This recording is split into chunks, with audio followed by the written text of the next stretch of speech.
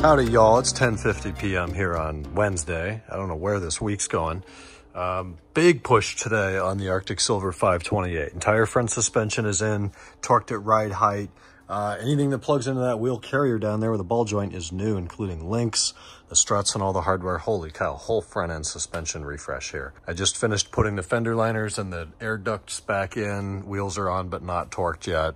Motor mounts went in today. Power steering hoses went in today. Drive shaft went in today. Heat shields went in today.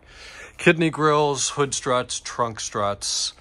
I think all we have left is exhaust installation, and I goofed and only ordered one gasket, and there's two, one for each bank of 3 cylinders. So we'll have another gasket tomorrow, then that can go on. Then we've got to get it aligned, a little bit of a test drive. We should be done by the end of the day tomorrow.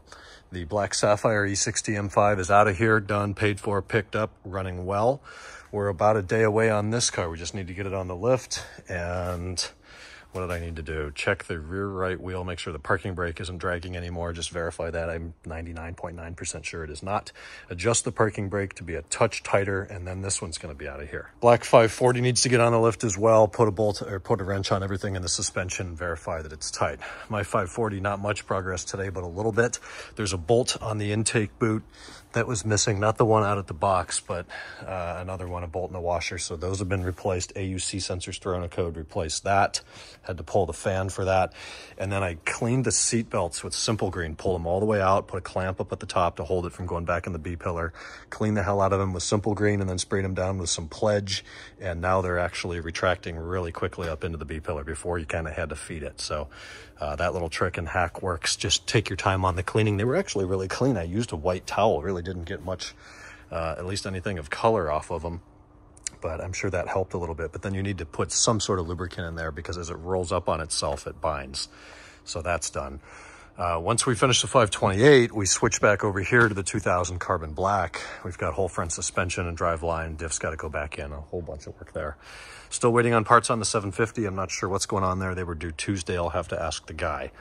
This car is back, the 08 Sepang Bronze. It's got vibrations at high speed, not vibrations, it just kind of buzzes. We sublet it for a second opinion. They think it's the CV joint, so we're going to go ahead and pop another one of those on there, see what happens. If it's not that, we're thinking differential or transmission input bearings, you know, something like not common at all. So we will get to that and then get this thing cleaned up and back to its owner. Owned by the same guy who owns the Carbon Black 2002 Outback that we did the timing chains and guides on. And he's been out of the country for about 2 months and is finally back. So we're going to schedule a meeting with him and get a progress update and, more importantly, collect some cash. Front bumper I threw out today for the 540. I listed the rear one online for 75 bucks. I would take 40 for it. Hell, I'd take 10 for it because I'm probably going to end up throwing it away in about 3 days. So I'll keep you posted there. In other news, I am dead. It is 9:54. It's an In-N-Out night. I'm going to get the hell out of here. Okay, I just finished dinner. In-N-Out was absolutely delicious, though I have a bit of a story for you. This light is hurting my eyes. Say goodbye to me, my beautiful face covered in grease and unshaven in the last 10 hours anyways. I'm going to come out here and do a little walk and talk. It's a nice night. So we're in line at the In-N-Out drive-thru.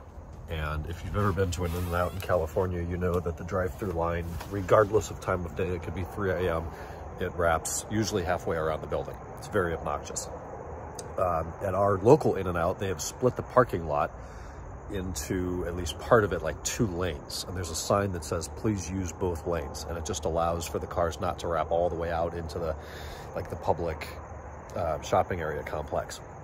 So I got there and was almost all the way up at the little thing that sticks out of the ground with a speaker on it where you order your dinner. So I thought, I'm not going to go inside. It's super bright in there. It'll be quicker to just go through the drive-thru. So I pull up and get in line.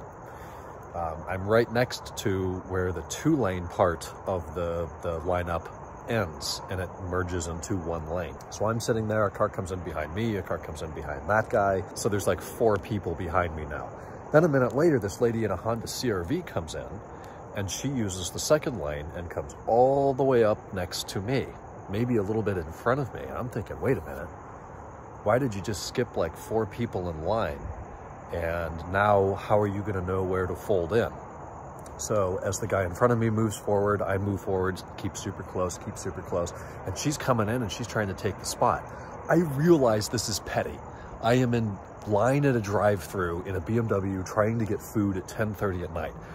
But I also feel like we're trying to have a society here, and skipping 4 or 5 cars in line because you're following the sign. Yes, the sign says use both lanes, but that means you're skipping 4 people. That's not how this works. So I get up there super close. It's awkward as hell. I'm sitting next to her for like 5 minutes. I look over and throw my hands up like, what the hell are you doing? Get in line like the rest of us. Did you finish 3rd grade? Keep your place in line and don't touch things that aren't yours. These are things that we should have learned, honestly, well before 3rd grade. Then she tries to cut off the guy behind me, and he gets really aggressive. Like, their cars are 2 inches apart. He rolls the window down, and I heard them gabbing in the back. But it was the guy behind him that was hilarious. He stops, he gets out of the car, and he's yelling at her, suck my this, blow my that, all this language, like probably over the top, come on. But finally she says, well, the sign says use both lanes. And we're like, yes, it does say that, but the line is not all the way around the entire building, and it's not around the parking lot. We do not need to make use of both lanes. We need to keep a single file line with the first come, first served premise in mind. So they're yelling and cussing in the background, and I'm laughing, and like, if 12 people weren't watching me, I would have taken the camera out, but you wouldn't have heard anything anyways.